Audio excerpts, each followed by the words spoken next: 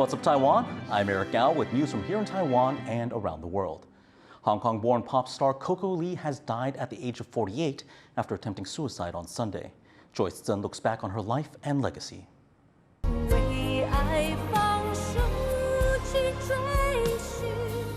Many people in the Mandarin-speaking world will recognize Coco Lee's voice as the iconic female warrior in the Mandarin language version of Disney's 1998 film, Mulan.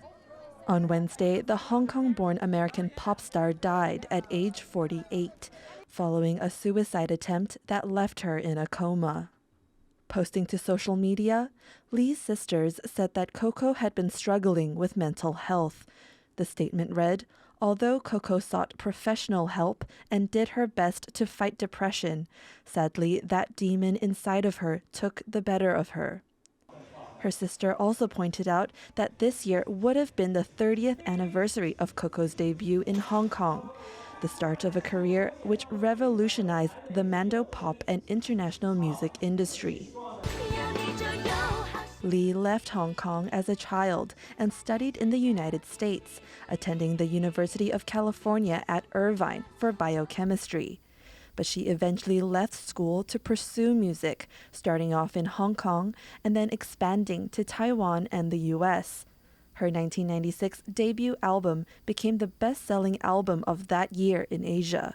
看了很多我的歌迷，所以完全是觉得回家了，那感觉真的是非常的很温暖，很开心。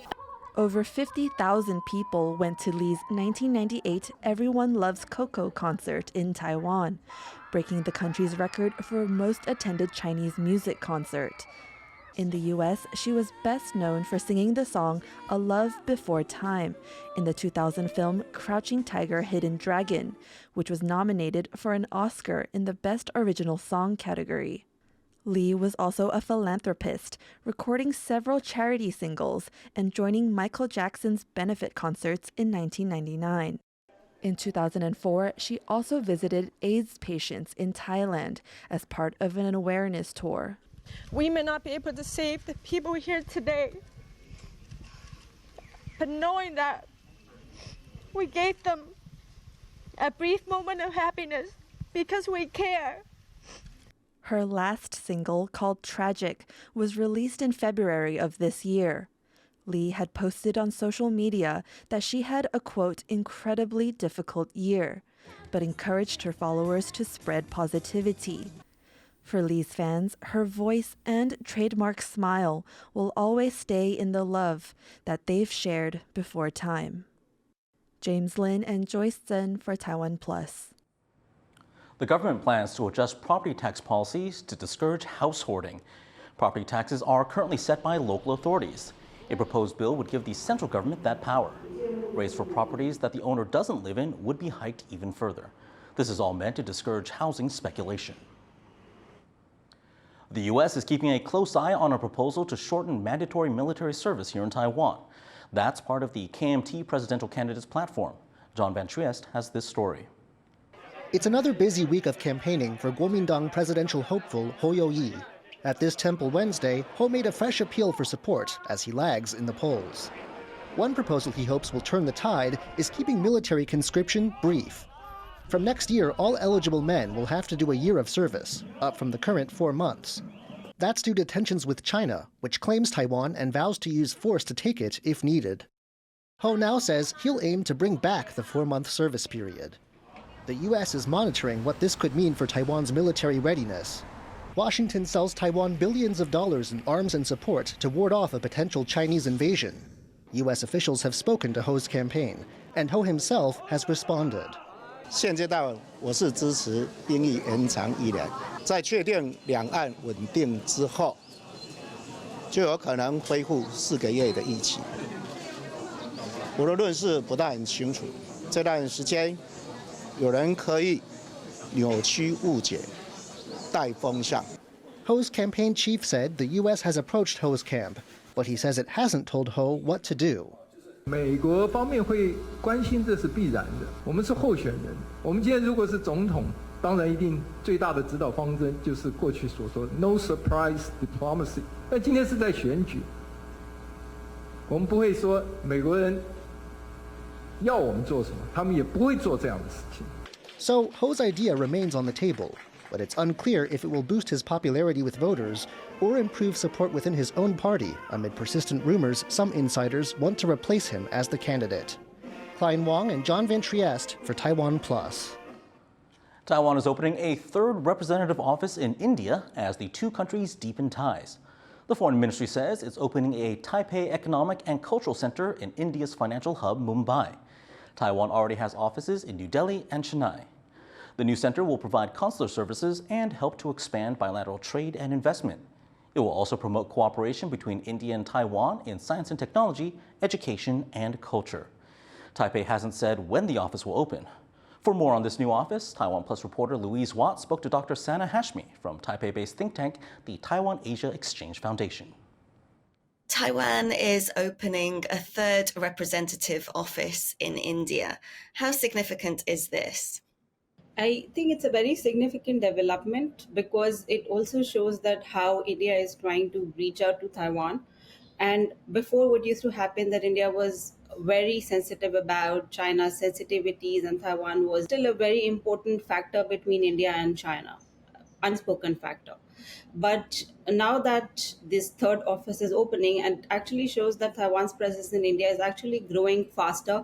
And if I may even compare it with China's presence in terms, I'm talking about diplomatic presence. So now Taiwan has equal number of offices as China in India.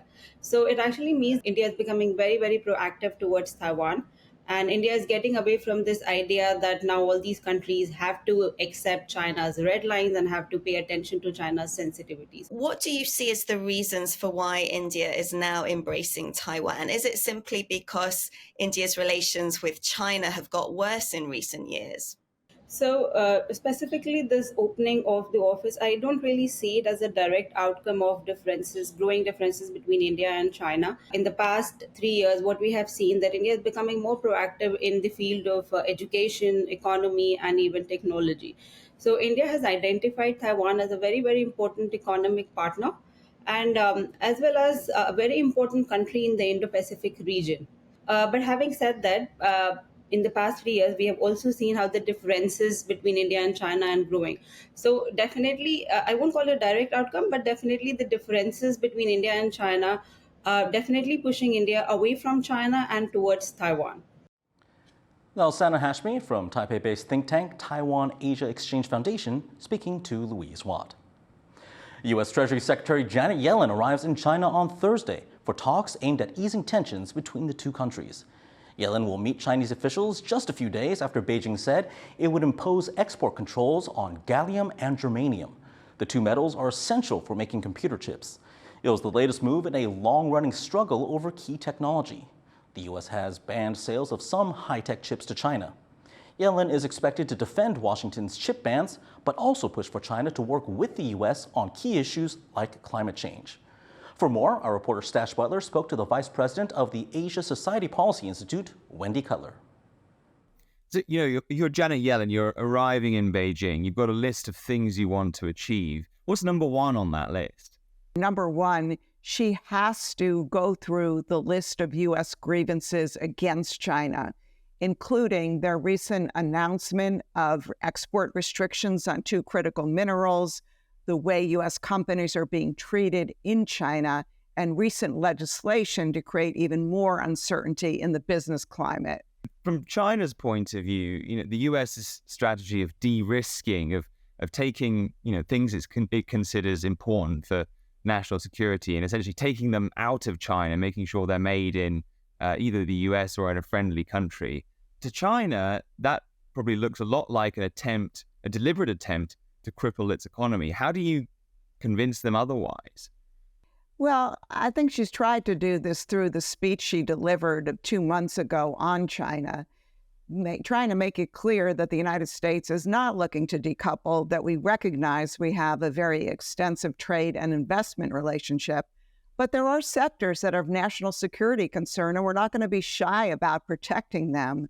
But just because we're cabining off certain sectors doesn't mean that, other sectors of the economy cannot operate business as usual. The U.S. says it's keen to restart high-level military talks with China to avoid kind of accidents perhaps happening in South China Sea and perhaps around Taiwan. Do you see that happening?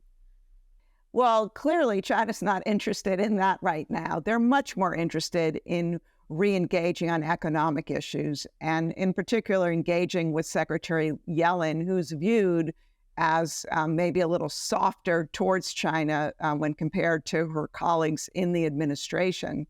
You worked as a trade negotiator for the U.S. diplomatic service for decades. I mean, how do you see these talks ending? Well, I just see her visit as the first step in a longer process. I'm not expecting any breakthroughs. I'm not expecting any deliverables.